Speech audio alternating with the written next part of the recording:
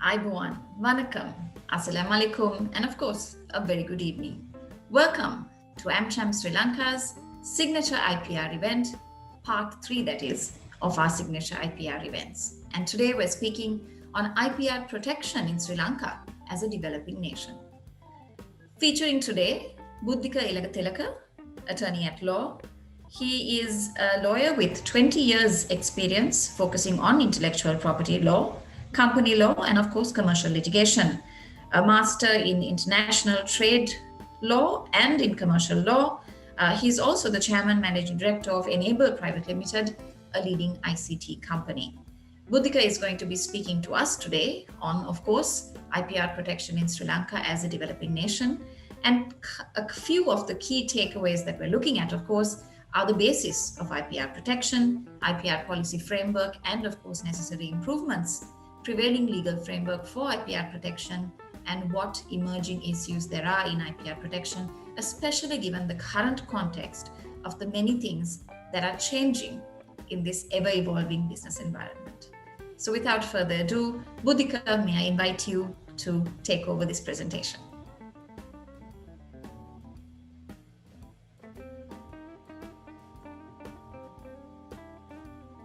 Buddhike, have we lost you? Are you online?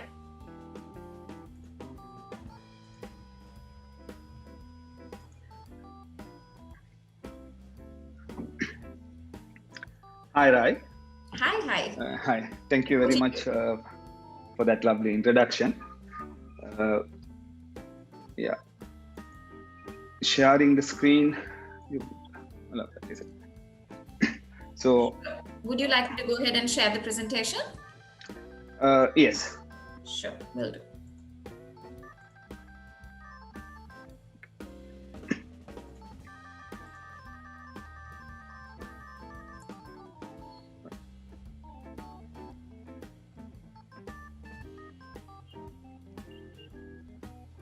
So, we start with what intellectual property is.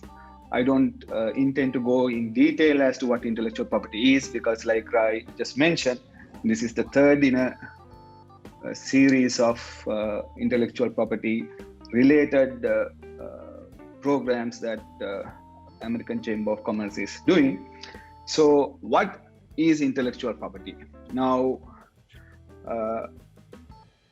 in a nutshell, it is a proprietary right for the creations of the human mind or the human intellect.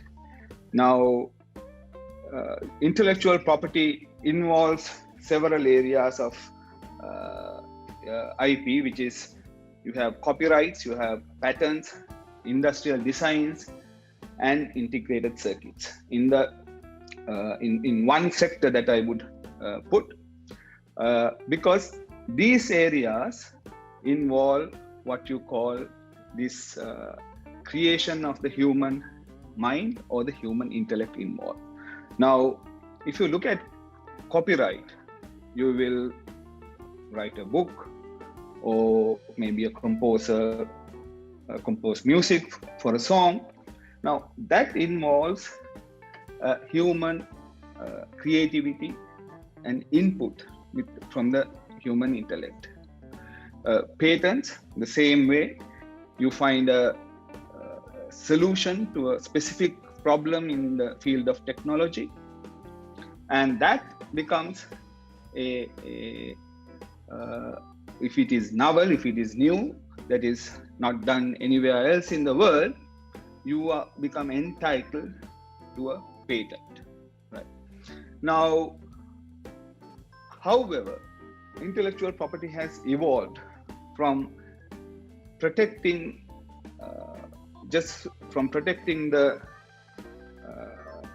human creation to something else. Now, if we look at trademarks, which forms the most visible or the largest sector of intellectual property, now the protection afforded is not necessarily for the creativity of the particular mark. Right? It might involve a very nice trademark, but the value of the mark is not because of the creativity itself of the trademark. Right? The value comes because of the investment that is made by the right holder on the goods and services that are sold under that mark. That invariably leads to the goodwill and reputation that gets attached to the mark, right? And that brings in the value of the trademark. Now, then we have geographical indications, which have also been included in the intellectual property protection. Now, geographical indication is and the association of a particular product with a country or a region of a country. You have Ceylon tea, or you will have champagne that is in the Champagne region. Now, there is no human creativity or intellect that goes into that particular geographical indication, except for the fact that that particular region is known for the production of that particular product, whether it is tea or blue cheese or a type of wine. So that again does not involve any human creativity. Then we have trade secrets. Now, a trade secret, the protection is not because it is new, because it is original, because there have been something that human intellect has gone into creating that, but the protection is because it is kept secret and it is of value. Right? So, in that context, as much as a significant area of intellectual property involves this human input, another larger part of the intellectual property has evolved without the human creativity, intellect, without that human creativity or intellect aspect. Right. So that is the part about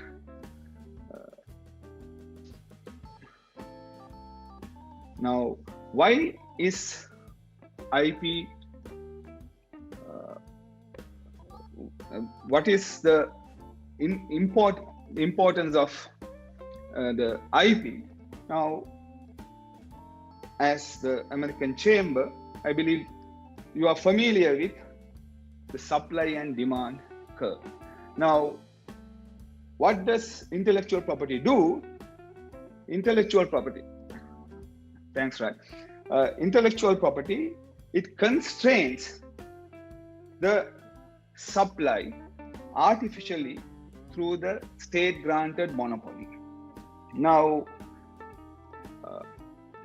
what is a monopoly is that's an exclusive right in this instance, which the state grants to intellectual property right holders, which give allows only the intellectual property right holder to exploit the right to the exclusion of everyone else, and that includes the state that grants the monopoly for the IPR holder.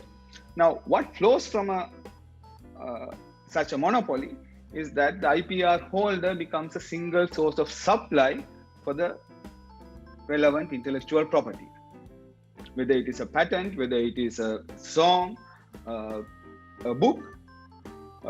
The only supplier of that IP becomes the intellectual right holder. Now, along with that, the IPR holder controls the supply, and by doing that, the product, the supply becomes more desirable, allowing the intellectual property right holder to increase the price with the resultant increase of demand, and also generate substantial revenue by the control of the supply of the product. Now, uh, this granting of monopolies have been challenged, contested throughout the period because it is considered anti-consumer, because there is no control over the price that can be charged. There are instances where pharmaceuticals that have been been charging exorbitant prices because of the patents that they own. Then there is no requirement for the right holder to maintain certain standards because he is the only supplier of the product, and unless of course he desires a continuing business, which is another aspect altogether. Now, in addition to that, a right holder is able to maintain the market leadership for the simple reason right holder controls the technology, and as a result of that, he is in a position to be a first mover in the research and development in the already patented technology, allowing him to be ahead of the market even in the next round of development. So that is the intellectual property, that is the result of what IP is. Now, why is IP in the same context? Why is it important? Now, in that, you will, as everyone is aware, USA is the largest economy in the world, despite a very short history of, say, 250 years. Now, one of the most significant aspects of US with regard to intellectual property and specifically for patents is that the protection, the power to grant protection for intellectual property is enshrined in the US Constitution itself. Now, US Constitution provides that the Congress shall have the power to promote the progress of science and useful arts by securing for limited times to authors and inventors the exclusive right to their respective writings and discoveries. Now, as the Republic was born, in the Constitution itself, the founding fathers of United States recognized the importance of intellectual property and also the importance of providing the protection for that intellectual property. So the message that was given was very clear in this new country that was being founded, is that innovation is welcome and that it will be encouraged. It was the state policy to encourage innovation. And then what resulted from that is US has become one of the leading countries in innovation. It is in US, in a given year, there's almost 150,000 to 200,000 patents that are granted, which is a substantial number of patents. We will, as we go along the presentation, we will see where do we stand compared to that. Now, this 200,000 or 150,000 patents that are granted in US is not the patents that are applied for in that year, but the patents that are granted. And that 150 to 200,000 patents are by American inventors, not the world over. There are another 150 to 200,000 patents that are filed with US every year by right holders, IP right holders from world over. So that is how this US market, US economy has become one of the leaders in innovation. And there is a saying where Abraham Lincoln is supposed to have said, the patent system added fuel of interest to the fire of genius. So the genius of the human mind, which was always there, was the interest was ignited by not just the patent system, but the IP system that the US Patent Office and the US government supported from the very inception. And if you look at today's richest people in the world, whether it is Elon Musk or whether it is Jeff Bezos, you have Bill Gates, then you have the Google founders, Larry Page, Sergey Brin, and you have Mark Zuckerberg. All of them are tech entrepreneurs whose wealth is generated by the innovations. And most of them, a large number of them, are from the United States. And that is proof of how intellectual property generates wealth on one side, and also the state policy of United States, how it has supported this creation of enormous wealth and also the innovation that has spurred the US economy. It is not just that. You will see that the largest music industry in the world is in the United States. It is valued at nearly over $21 billion. And out of that, 88% is controlled by the three largest US companies, whether it is Universal or Sony or Warner. The largest movie industry, again, value-wise, is in the United States.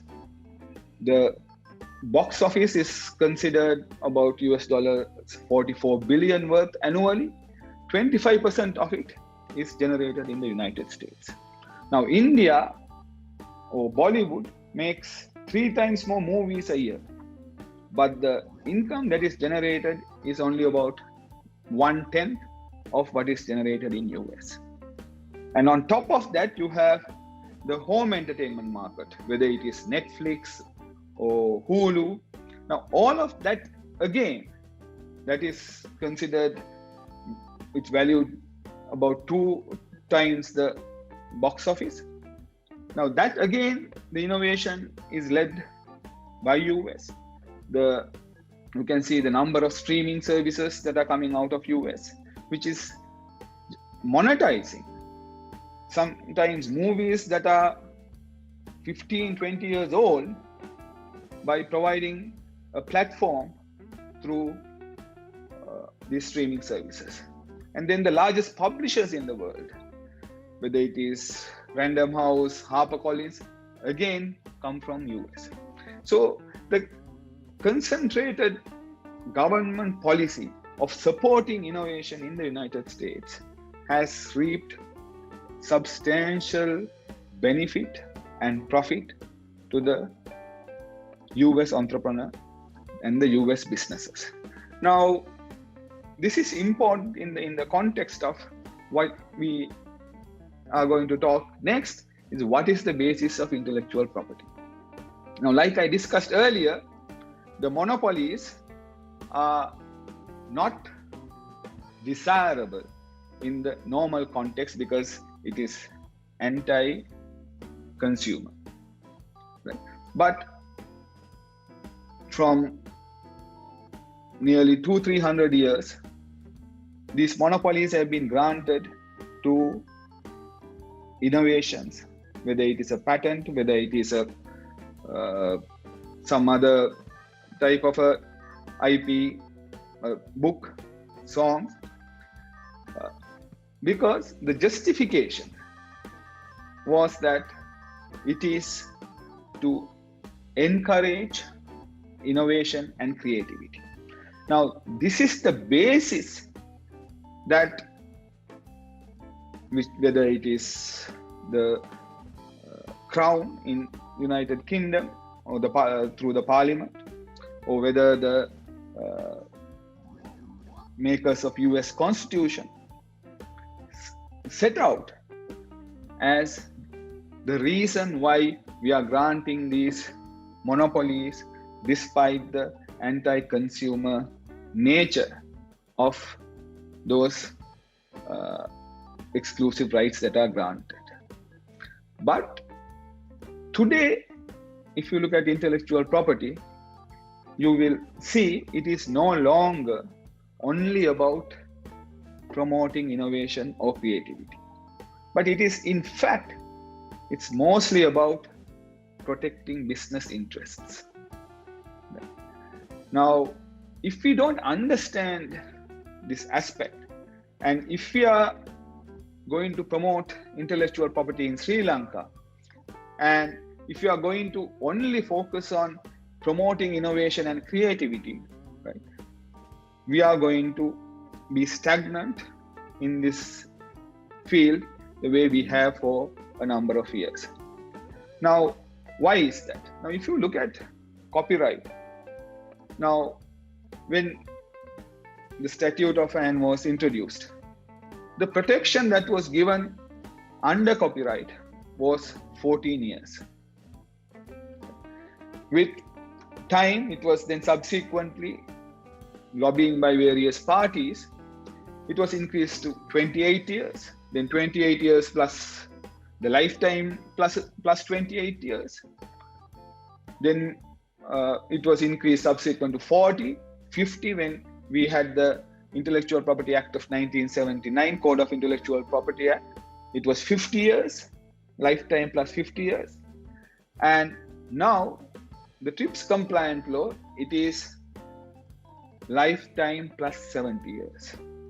So the protection that is afforded, or the monopoly to exploit copyrighted work, whether it is a book or a song or a film, is extended. Films, of course, is limited to 50 years, but it's extended substantially from where we start. Now, is the intention of doing that merely to promote creativity? Right? And if you take an example, I think everybody is aware of or familiar with Harry Potter. Now, Harry Potter has generated nearly US dollars 25 billion through the films, through the book sales, and the merchandise toys related to that. It has generated nearly 25 billion US dollars. And in addition to that, the Harry Potter franchise is today worth another 15 billion US dollars. So the author of Harry Potter, J.K. Rowling, has created a 40 billion worth concept franchise. And by doing that, what has she earned that money for herself? Now, her net worth today is about $670 million or 1.2 billion, something around that. No doubt it is a substantial amount of money that she has made by writing the Harry Potter series of books. But the majority of the monies have been made by the publishers of the books, by the people who produce the movies and obtain the rights for the merchandise. Now, so the purpose of by increasing the protection for the lifetime plus 70 years, yes, she will earn royalty every year from whatever the sales that are being made, some portion of that, but the majority of the money is made by the other right holders. Now that is why when you go to the history of how these rights evolved, it is not the authors who champion this grant of copyright or the increase of the extension of the period of protection. It is the stationers company who were the publishers during those times. The various business interests are the ones who are promoting this intellectual property right protection and this extension of these rights. Now, even if you look at patents, again, the time period has been extended from time to time. It was 15 years in 1979. Now it is 20 years. So again, the purpose of it is to protect those who have obtained the business interests. Of course, if the inventor himself is holding on to the patent, yes, they will also benefit. But if you look at the business reality of it, it is the businesses who have benefited from that. Now you also have, as an inventor, whose invention that intellectual property is supposed to promote or increase the desire of being involved in these inventions. Now, their right is in most instances is limited to having their name recognized as the inventor of the patent. Whereas the patent or most other copyright belongs to the company that you are working. And you are not even entitled unless you have a separate contract agreement with the organization you are working with for a percentage or some part of the profit that is generated. There is provision where you may be able to make a claim from the substantial profits that are made, but those rights are not recognized or are not given the same support or policy promotions as you see for these intellectual property rights. And then there is the aspect of trade secrets which has been introduced to the intellectual property law. Now, if you go back to patents or copyright, the justification of granting this exclusive right or protecting it under intellectual property is, one is that it promotes innovation and creativity. So that becomes a cyclic development. People get more encouraged to be involved in innovation and creativity because of the riches that being involved in this kind of innovation brings to them. But trade secrets, by their nature, is not disclosed. So there is no social benefit whatever that flows from protecting trade secrets. Now, if it is a patent, you have to disclose your invention in your patent.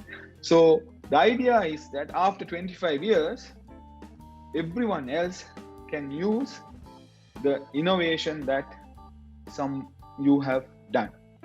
So the society benefits from it. Society can do further inventions based on the initial invention that has been carried out. So that helps the society and the technologies to grow. But when it comes to trade secrets, it is not even disclosed, and it is protected so long as it is not disclosed. So you have the Coca-Cola recipe, which is over 100 years, which has been kept secret. And because of that, it is generating substantial revenue to Coca-Cola itself. But again, we see trade secrets also protect business interests. Then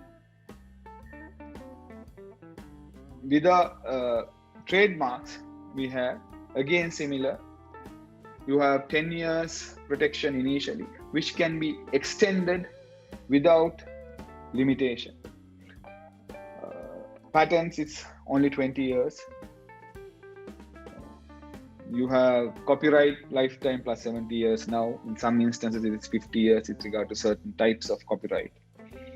But trademarks, again, there's no limit. So what the interest that it has is of protecting the business interest of those IP right holders. There are various justifications as to why trademarks are protected, but overall, if we look at it, it is protecting the business interests. And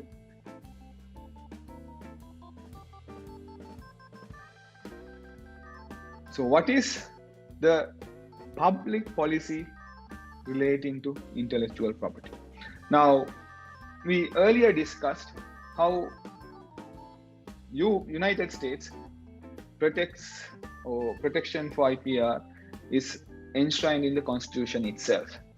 So that is a very strong statement with regard to IPR and the how the government policy is directed towards the protection of intellectual property rights. Now, if we look at other jurisdictions where intellectual property rights have gained prominence or have been from backward countries with regard to intellectual property rights protection and who have now increased their protections. One of the main countries we can look at is China.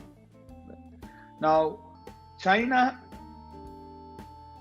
until it was the WTO introduction was done in 2000, year 2000, I believe. China was not focused on protecting intellectual property rights. You have certain policies to promote science and industrial science and industries. You had there was a innovation system that was brought in 1990 when the closed Chinese market started opening up. But the national policy on intellectual property has been a post-World Trade Organization phenomenon, that is post-2000. Now, how did China go about it? It makes very interesting reading. What they did was they developed their own standards. Now, these are the policies that they put in place to ensure that intellectual property rights developed in the country. Now, one of the main features was what is called a patent pool for the essential patents. So anyone who wanted to exploit and seek protection of their patents in China had to give consent to be a part of this patent pool, or if not, they had to give a commitment to to be what is called a FRAND or FRAND RF standard with regard to how these patents are going to be exploited. Now, FRAND is a fair, reasonable, and non-discriminatory terms in licensing these patents. Now, There's another friend, RF is again fair, reasonable and non-discriminatory terms, which were also royalty free. Right? Now, China started certain working groups with regard to technological areas. One example is AVS, which is an audio-visual standard. So the working group consisted about 175 members, which included 30 foreign companies. Now, these foreign companies who had certain patents had to sign off or agree to be bound by the policies of that particular working group. And the Chinese companies who were part of this working group, also had to give a commitment to license those patents. Now, what happens in that is the Chinese companies, to the Chinese companies, there's a transfer of technology. And on the other hand, for the foreign companies, there's a assurance of some payment of royalty for their patents. Right? So, prior to these policies being introduced, as some of you may remember, there was no protection whatsoever for their intellectual property rights, patents. So various companies in China would exploit the patent without any royalty. Now, this system ensured that the foreign companies would get some return by way of royalty. And on that aspect, the biggest advantage to China was the transfer of technology. And then there are also Chinese companies who develop, who innovate, and who are granted patents. Now, the Chinese standard in these initial stages provided that the Chinese companies had only two options.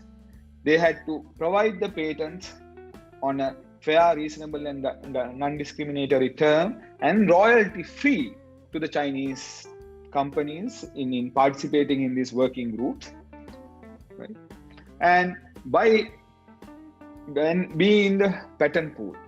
So that ensured that the Chinese innovations also was shared by the other members, other Chinese companies, and ensuring that there was a sector-wide growth in the technology areas in China. Right? Now, from there, China has increased their technological footprint. It is one of the largest economies, or the second largest economy now, with their own innovation, significant innovation. Now, tables have turned to such an extent that foreign companies are complaining that they are not allowed sufficient access into these standardization committees and licensing discussions of essential Chinese patents. So you can see it in telecom sector, you can see it in information and security initiative, Chinese security initiatives. And one of the most interesting aspects in that is, there was in Huawei in 2013 sued InterDigital, who own the standards for second generation, third generation, and fourth generation standards in mobile technology. And Huawei was awarded $3.2 million in that case that was filed in China because Interdigital did not license Huawei these technologies, 2G, 3G, and 4G technologies under fair, reasonable, and non-discriminatory terms. Right. And the Chinese courts also gave an order saying that any royalty that Interdigital can charge should not exceed 0.19% of the individual Huawei products. So that was how the Chinese companies, including Huawei, obtained access to these technologies that were owned by foreign companies and who wanted access to the Chinese market. Right. Now, the flip of that is Huawei today holds the most number of patents with regard to the 5G technology. And they are so powerful in that space. We saw over the last year how US is trying to prevent Huawei from implementing this 5G technology in certain security sensitive areas in the United States. There have been obvious drawbacks in this Chinese policy in the initial stages because the non-members of these various working groups and who were not in these patent pools as to how their IPR was protected. And the policies have been revised several times. The main reason being how China has developed and how Chinese technology and their innovations are now sought to be protected. Now, over the last 5 years, nearly 90,000 patents have been granted to Chinese companies in the United States alone. Right? So that shows how much of growth that China has achieved through the very focused IPR policy as to how to achieve this transfer of technology and also how to protect intellectual property and promote their own innovations. Now, similar to India, to China, we have India, who has been less strategic in the context. They have adopted the international standards and without developing their own standards the way the China did. But intellectual property policies and conventions, they have their own inbuilt provisions to support developing countries. And China, that is what China took advantage of. And similarly, India took advantage of these provisions when it came to the pharmaceutical industry. Now, India did not grant pharmaceutical patents to compounds, pharmaceutical and formulas until very recently, probably 2018-19. And this allowed Indian pharmaceutical companies to manufacture generic pharmaceuticals using reverse engineering. And by doing that, Indian pharmaceutical companies could provide essential medicines to the Indian consumers, and also these Indian pharmaceutical companies also have grown exponentially to that extent that many foreign pharmaceutical companies have invested in those companies. Now, in addition to that, India has also attempted to develop their own standards with Indian telecom policy, and then there are several standard bodies. But they are, if you look at them, they are still looking at the international bodies, international standard setting bodies for their policies. And in that context of it, as much as there is initiative to develop IP policies, they have not been successful the way China had.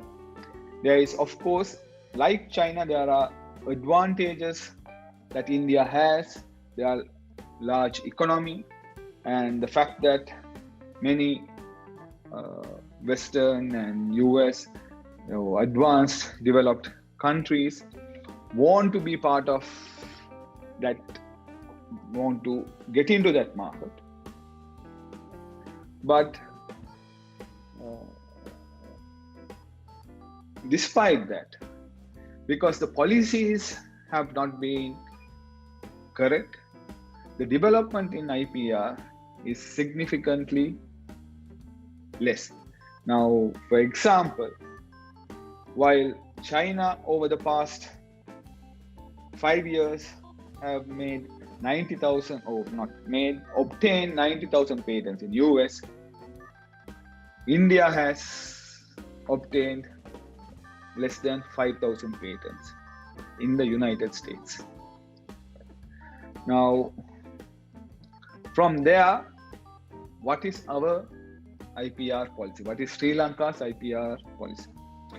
Now, Sri Lanka has been an early adopter of number of IP conventions, whether it is the Berne Convention with regard to copyright and industrial property, whether it is the WIPO model law that we adopted in our Code of Intellectual Property Act in 1979, or the TRIPS agreement, which we implemented by our 2007 Intellectual Property Act. And now we are trying to implement the Madrid Agreement, right? But other than signing on to these treaties and providing the very minimal requirements that are required by various conventions, we have not implemented a clear intellectual IPR policy, and we have also not availed ourselves to the benefits afforded to the developing nations like the India did or what China did. What we have done is we have signed on to these agreements and implemented them as our intellectual property law as soon as possible. Now, we have several policies that we have tried to introduce. We have a National Science and Technology Policy, which was introduced in 2008. Then we have Science, Technology and Innovation Strategy, a 5-year strategy, which was done in 2010 again for the period 2011 to 2015. Then there was a Science, Technology and Innovation Strategy, which is called COSTI, which was again in 2012. So all of those efforts which we have done has not resulted in Sri Lanka's intellectual property protection and increasing our innovation. Now, in the Global Innovation Index, Sri Lanka is the 90th out of 110 countries. With regard to the patent applications that are made, Sri Lanka makes only 10 patent applications per million of the population, whereas countries like Malaysia, they do about 42 applications. Singapore 265 applications per million, and China about 706 applications per million.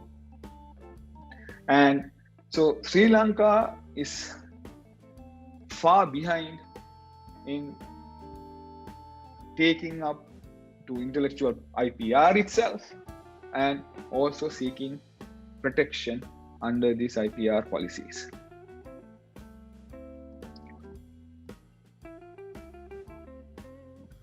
Now, why is that?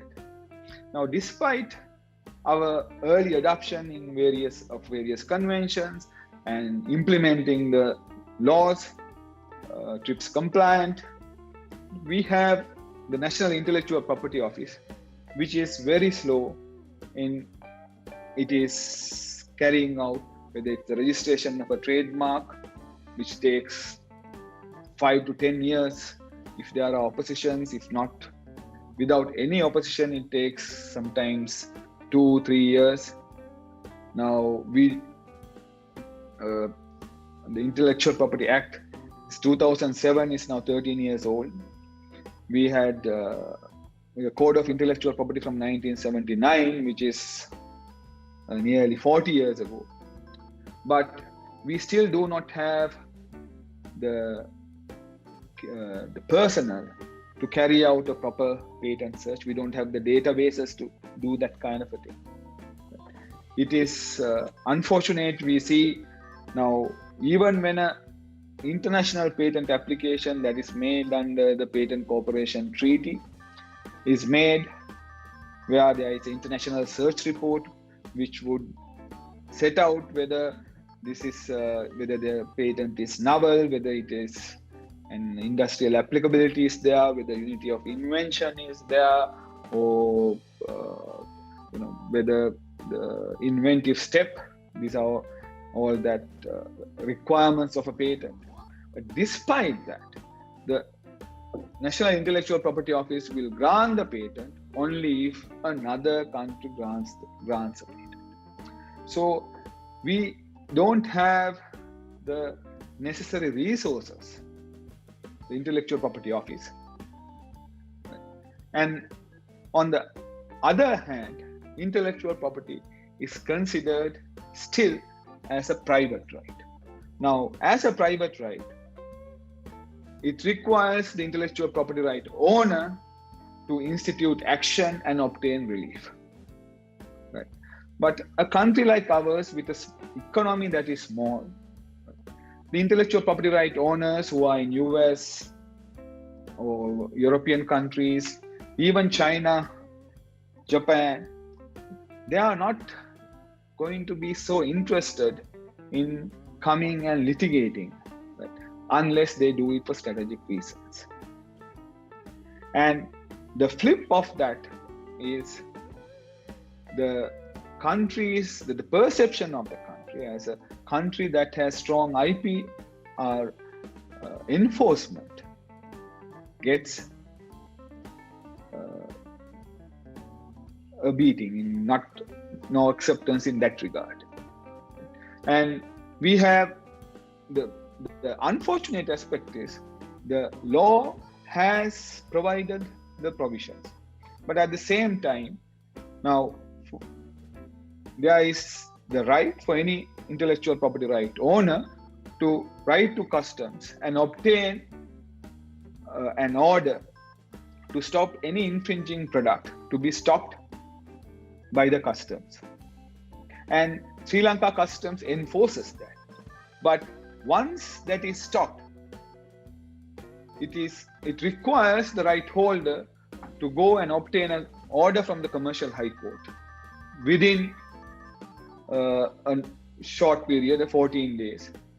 If the intellectual property right owner requires the customs to continue the forfeiture or not release that goods to the Sri Lankan market. And some time back, I think the United States government through US Embassy supported the government of Sri Lanka taking initiatives to protect intellectual property right. They went so far as helping to set up a commercial crimes unit with the Sri Lanka police.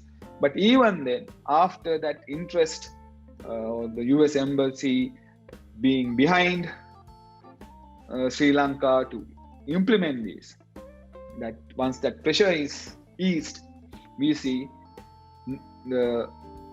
this commercial crimes unit or the government do not have the same interest in order to protect intellectual property rights.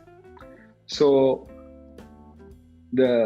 unfortunately, without a proper IPR policy, without proper enforcement of intellectual property, the intellectual property rights will not support economic growth. And the technology transfer that has become the most critical aspect in the China's development to the second largest economy, that Sri Lanka requires as a critical aspect in development and in increasing innovation. It does not happen when the perception is that in Sri Lanka, the IPR enforcement is weak. Now, another aspect of that is the awards that are made for intellectual property right violations. Now, in the past we heard how Apple is awarded hundreds of millions of dollars for intellectual property violations by Huawei. And similarly, for intellectual property right violations, substantial awards are made in other jurisdictions. But in Sri Lanka, it is unfortunate that it is very minimal awards, financial awards that are made. And that again results in the intellectual property right owners lacking interest to come and institute action, because they can't even recover the costs of litigation by trying to enforce. So what is critical is the laws are in place, but it requires robust implementation, which unfortunately we are behind. Now in 2018, the Institute of Policy Studies introduced a draft IP policy, which recognized these shortcomings, some of that the requirement of effective enforcement, a stronger IP office. But even if you look at that draft IP policy, the focus is on encouraging grassroots innovation. Now, to encourage grassroots innovation, the policies, the laws that we have in place is sufficient in the context. It protects the intellectual property rights. Whether it is patent system or whether it is under trade secrets, in whatever the form, we have a TRIPS compliant law. So there is sufficient protection to encourage the grassroots innovation by law. But what the focus has to be is in engaging local businesses to take advantage of the intellectual property rights. Today's intellectual property rights is not only to promote innovation or to encourage the innovators and the creators.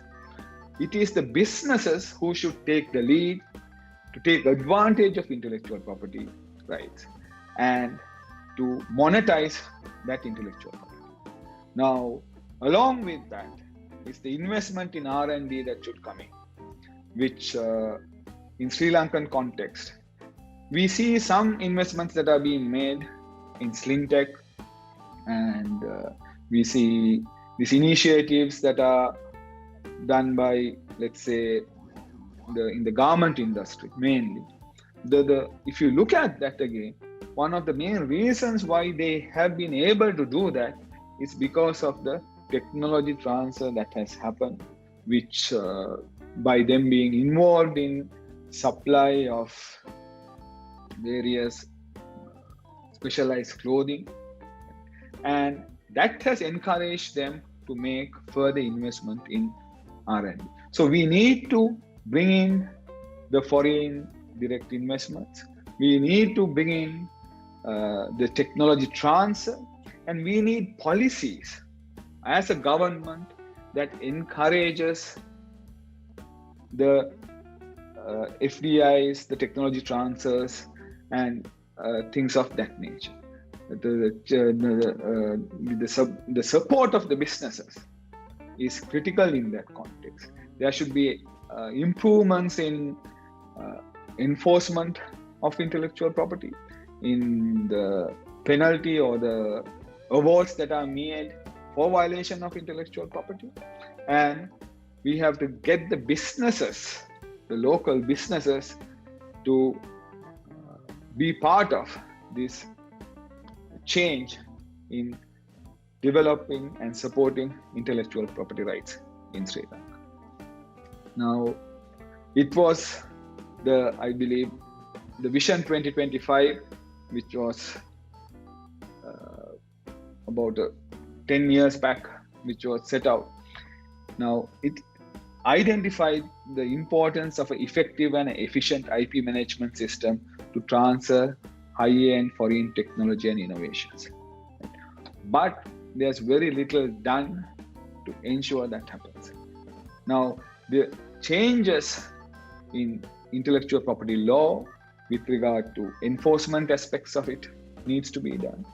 And the government policy has to come in and support the businesses to develop intellectual property rights and take advantage of IPR.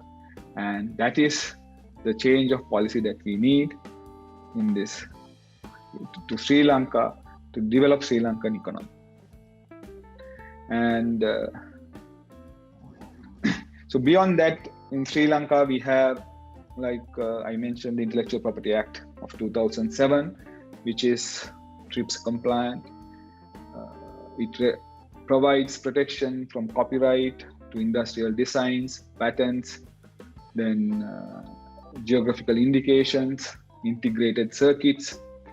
The Commercial High Court is the designated court which is a specialized court of, there are 3 courts which sit on intellectual property matters. Unfortunately, these courts are also burdened with other commercial matters and arbitration matters. And then the most critical aspect of intellectual property enforcement is the criminal enforcement, which does not have the same focus as the civil enforcement. One of the reasons must be that the lawyers who were involved in the drafting process were civil lawyers and not criminal lawyers. And that is an area that needs to be improved in enforcement aspect of it for IPR development. And with regard to challenges, so the new emerging threats in emerging areas in intellectual property, we have nanotechnology. Mostly those are legal questions. A process or a product that is available in a macro scale, when you build it in nanoscale, whether that would qualify for patent protection on novelty aspect, various things of that nature. Those are legal questions that would need to be addressed. And maybe there can be policies that come in to support that kind of laws. But overall, these policy changes is what the Sri Lanka should look at in order to take advantage of intellectual property and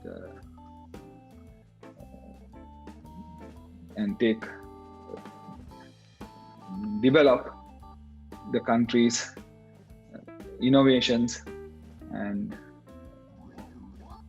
economy.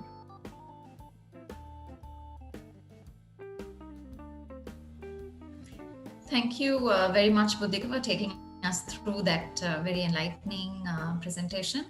I think not many questions because it was very clear and succinct. The presentation, the slide deck had pretty much all the information, and you explained it all very well as well.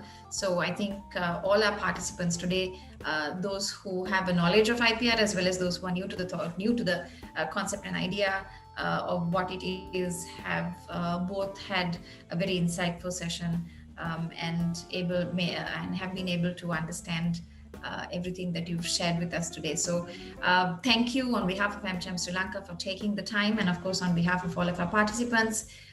Your expertise and knowledge has been of great value to us as a chamber, as business people, and of course in terms of our business continuity and how we proceed going forward, especially in this evolving business environment.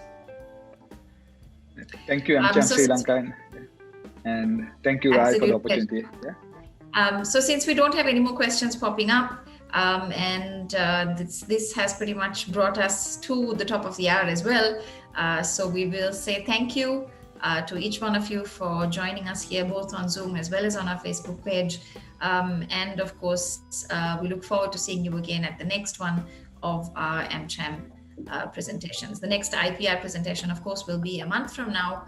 And of course, in the meantime, we have a lot coming up in this for the rest of the next few weeks. Do keep an eye out on both our website, www.amcham.lk, as well as our social media, where you'll be updated. From myself and the team at the AmCham Secretariat, as well as on behalf of Buddhike, have a great evening. Stay safe. God bless. And of course, good night. Bye-bye.